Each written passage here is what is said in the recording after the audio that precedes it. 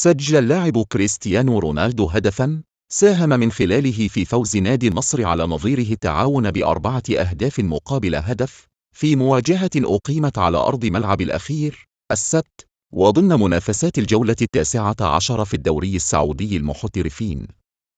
وجاء هدف النجم البرتغالي من كرة رأسية في الوقت المحتسب بدل الضائع ليكون أكثر لاعب حول العالم هز الشباك خلال عام 2023 برصيد 54 هدفاً، متفوقاً على الإنجليزي هاري كين والفرنسي كيليان مبابي والنرويجي إيرلين هالاند. وفي حديثه لقناة SSC السعودية عقب نهاية المباراة، دعا رونالدو اللاعبين إلى الانضمام لدوري روش، مشيداً بالمستوى الذي وصلت إليه المسابقة. قال كريستيانو رونالدو: سعيد جداً بالرقم الذي حققته، الأرقام تأتي دائماً معي وأسجل الأهداف، الأهم أن ينتصر الفريق، كانت سنة جميلة بالنسبة لي مع نادي النصر ومنتخب البرتغال.